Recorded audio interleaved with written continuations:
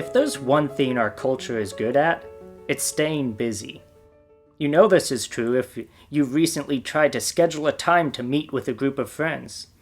You have to plan a day weeks or a month out because that's the only time everyone has a free evening. That's just when we plan in advance. Then every minute of our free time is waiting to be filled with the new show we're watching, endless phone scrolling, and tasks we've been putting off. Every minute of every day is filled up with things to do and places to go. So what's wrong with this?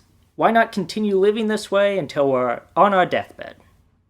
Because despite how active we are, I think very few of us are actually satisfied with the life we have. We wish we had more time to do the things we enjoy or spend time with people we care about. Our time has already been pawned off to so many different areas that we feel we don't have any to spend on the things that are meaningful. There was someone who lived this way in the Bible. Her name was Martha, and she had the great honor of having Jesus visit her home.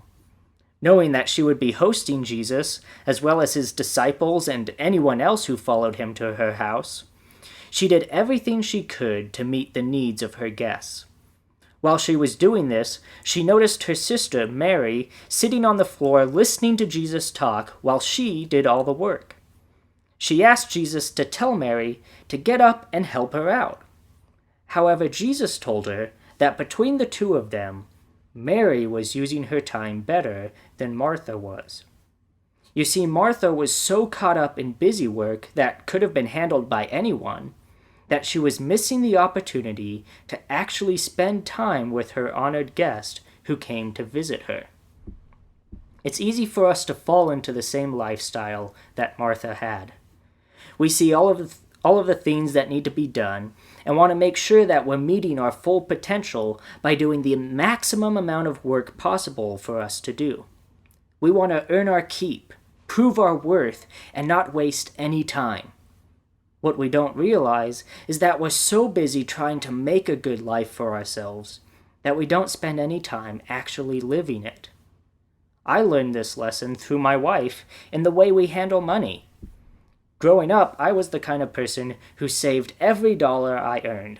I never spent any money on anything unless it was absolutely necessary, and even then I felt bad about it. My wife, on the other hand, when she earns money, she immediately thinks of all the possible things she can spend it on. Now, she's had to learn from me the importance of not spending everything she earns and saving a portion of it for unexpected costs.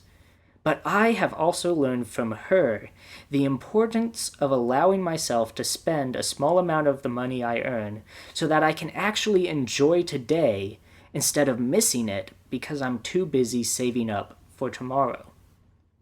We treat our time the same way. We become so focused on saving our time for later days and making sure we've invested it in our future while forgetting to spend any of it on today. We fill it up with plans and distractions to the point where we don't have any left to spend on the things that matter to us today. I feel sad whenever I see parents glued to the notifications popping up on their phone while their children are playing and trying to get their attention to show them something. We've filled up our time with mindless entertainment and passing references that we're missing out on the things that give our life real meaning, such as family, friends, and God. The problem isn't even with the full schedule. You can have an empty schedule and still feel like there are a million things you have to do or should be doing. In the same way, you can be going from one event to the next without feeling rushed. It all comes down to your mindset and what you're focusing on. Do you spend all day thinking about what you're going to be doing at another time? Or do you instead focus on enjoying the time that you're currently engaged in? Don't let the future or the past steal away your ability to do something meaningful now. If you want more information about anything I've said, or have a question or comment for me about this or any other topic, remember that you can always email me at sermoninthepocket@gmail.com. And if you like what I'm doing and want to support this podcast, I also have a Patreon by the same title, Sermon in the Pocket.